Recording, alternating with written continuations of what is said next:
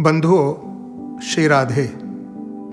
माघ मकर गत रवि जब होई, तीरथ पति आव सब कोई। मकर संक्रांति हमारे प्रमुख त्योहारों में से एक है। भगवान सूर्य नारायण धनु राशि से जब मकर राशि में प्रवेश करते हैं तो इसी पर्व को हम मकर संक्रांति कहते हैं। हमारी सनातन संस्कृति में काल, तिथि, मास एवं वर्ष प्रायः सूर्य भगवान की गति से ही निर्धारित होते हैं। ज्योतिष शास्त्र के अनुसार एक वर्ष में मेष आदि 12 राशियों में भगवान सूर्य प्रवेश करते हैं। उनके इसी राशि परिवर्तन को हम संक्रांति कहते हैं।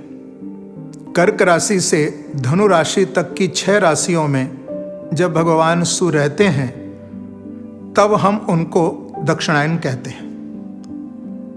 और इसी प्रकार मकर से लेकर मिथुन राशि पर्यंत 6 राशियों में जब सूर्य भगवान रहते हैं तब हम उनको उत्तरायण कहते हैं।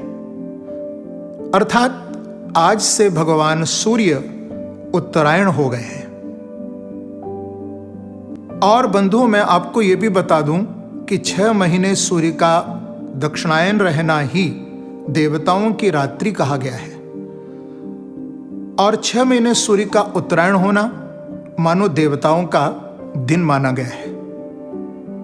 इस दृष्टि से यदि हम दर्शन करें तो आज का पर्व मकर संक्रांति इस कारण से भी विशेष है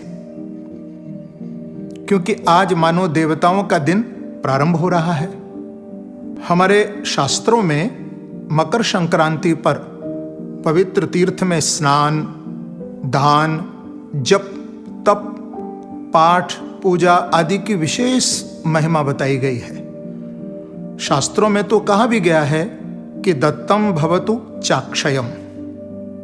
मकर संक्रांति पर हम कहीं भी किसी पवित्र नदी में या तीर्थ में स्नान आदि करें, सत्पात्र को दान करें या अपने इष्ट को प्रसन्न करने के लिए हम जप, तप, पूजा, पाठ आदि करें तो उसका जो फल प्राप्त होता है बंधुओं, वो हमें अक्षय रूप में प्राप्त होता है, यानी अनंत गुना हमें प्राप्त होता है।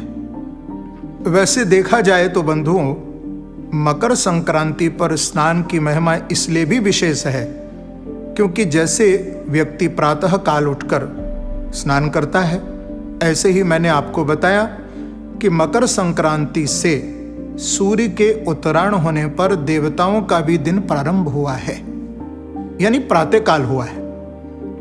अतः समस्त देवलोकवासी देवगण, मुनिगण, सिद्धगण, गंधर्व आदि भी इस पुण्य वेला में स्नान करते हैं। हम भी उस स्नान के अक्षय फल को आज प्राप्त कर सकते हैं। शास्त्रों में मकर संक्रांति पर दान की महिमा तो कही ही गई है, परंतु तिल दान की और भी विशेष महिमा है। तिल से बनी हुई किसी भी प्रकार की वस्तु का जब हम दान करते हैं तो वो भी अक्षय फल देने वाली होती है। जैसा कि आप सब जानते भी हैं बंधुओं कि इसी उत्तरायण पर्व पर पितामह भीष्म ने भी भगवान श्री कृष्ण के चरणों में अपने प्राणों को समर्पित किया था। इसी कारण से आज हमारे किए हुए पुण्य कर्मों से हमारे पितृगण भी निश्चित प्रसन्न होते हैं। इसी मकर संक्रांति पर्व को हमारे देश में, दक्षिण भारत में पोंगल और हमारे पंजाब हरियाणा प्रांत में लोहड़ी के रूप में भी लोग मनाते हैं।